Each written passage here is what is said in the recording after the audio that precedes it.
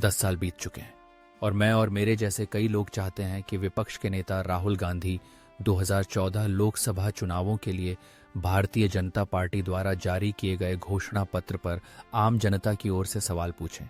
चूंकि हमारे प्रधानमंत्री हमें वह मौका नहीं दे रहे हैं, इसलिए हम एआई बहस के माध्यम से सवाल पूछना चाहते हैं। 2014 प्रश्न संख्या 1।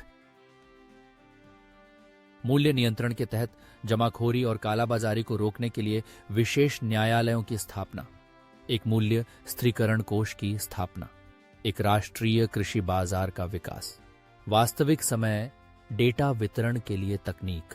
हम देश के लोगों को पिछले 11 वर्षों में इस मुद्दे पर आपके कार्य के बारे में सूचित करना चाहते हैं। प्रश्न संख्या 2। रोजगार और कृषि श्रम गहन विनिर्माण, पर्यटन, कृषि और संबंधित उद्योगों पर ध्यान केंद्रित, रोजगार केंद्रों को करियर केंद्रों में परिवर्तित करना, स्वरोजगार के अवसरों को बढ़ावा देना। हम पिछले 11 वर्षों में इस मुद्दे पर आपके कार्य के बारे में देश के लोगों को सूचित करना चाहते हैं। प्रश्न संख्या 3। भ्रष्टाचार उन्मूलन, प्रौद्योगिकी आधारित ई गवर्नेंस पर ध्यान केंद्रित, जन जागरूकता, नीति आधारित शासन और कर नीति को सरल बनाना, काले धन की पहचान के लिए एक टास्क फोर्स का गठन और विदेशी सरकारों के साथ जानकारी साझा करना। हम पिछले 11 वर्षों में इस मुद्दे पर आपके कार्य के बारे में जनता को सूचित करना चाहते हैं।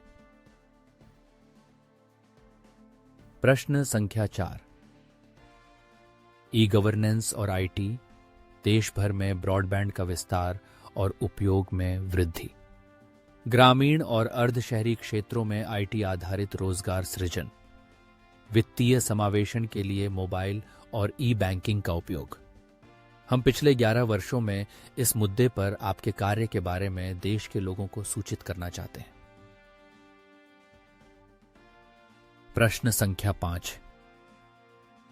शासन सुधार, जनता केंद्रित, नीति उन्मुख, समयबद्ध सेवा, न्यूनतम सरकार, अधिकतम शासन उद्देश्य, सरकारी रिकॉर्ड का डिजिटलीकरण और उद्योग, अकादमी तथा समाज से विशेषज्ञों को आकर्षित करना। हम पिछले 11 वर्षों में इस मुद्दे पर आपके कार्य के बारे में जनता को सूचित करना चाहते हैं। प्रश्न संख्या 6। इंफ्रास्ट्रक्चर विकास, 100 स्मार्ट शहरों का निर्माण, माल और औद्योगिक गलियारों का विकास, डायमंड क्वाड्रिलेटरल परियोजना, उच्च गति रेल नेटवर्क, सागरमाला परियोजना के माध्यम से तटीय विकास, राष्ट्रीय ऑप्टिकल फाइबर नेटवर्क का गांव स्तर तक विस्तार। हम देश के लोगों को पिछले 11 वर्षों में इस मुद्दे पर आपके कार्य के बारे में सूचित करना चाहते हैं।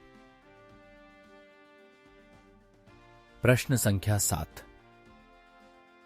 राष्ट्रीय सुरक्षा, आतंकवाद विरोधी तंत्र का पुनर्गठन और राष्ट्रीय जांच एजेंसी एनआईए को सशक्त बनाना, आतंकवाद से संबंधित मामलों में त्वरित और निष्पक्ष न्याय, सीमा पार आतंकवाद के खिलाफ कड़ी कार्रवाई।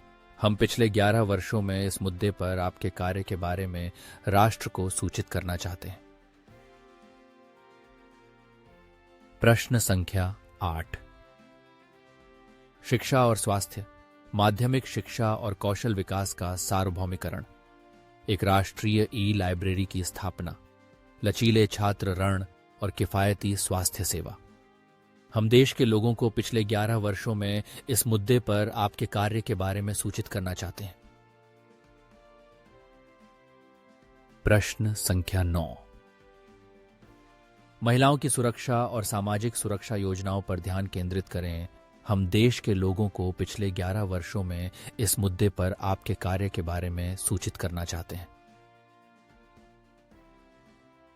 प्रश्न संख्या 10। केंद्र राज्य संबंध, एक राज्य चालित राष्ट्रीय विकास मॉडल विकसित करना, टीम इंडिया में मुख्यमंत्री और अन्य अधिकारियों को समान भागीदार के रूप में शामिल करना, people public private partnership PPP model के माध्यम से शासन में जनता की भागीदारी। हम पिछले 11 वर्षों में इस मुद्दे पर आपके कार्य के बारे में जनता को सूचित करना चाहते हैं। 11वां सवाल आपके घोषणा पत्र में नहीं है। हम यह सवाल जनता की मांग के अनुसार पूछ रहे हैं। आपके कर्नाटक के विधायक बसव गौड़ा कह रहे हैं कि आपकी सरकार में किसी ने 40,000 करोड़ की लूट की है और उनके नाम उजागर किए जाएंगे। आप इस मामले का निर्णय करें। एक आखिरी सवाल, जब विजय माल्या देश छोड़कर भाग रहे थे तो उन्होंने आपके मंत्री से क्या कहा? इसके बारे में आपका क्या विचार है? एक देश के नागरिक के रूप में हम प्रधानमंत्री कार्यालय से उत्तर की मांग करते हैं।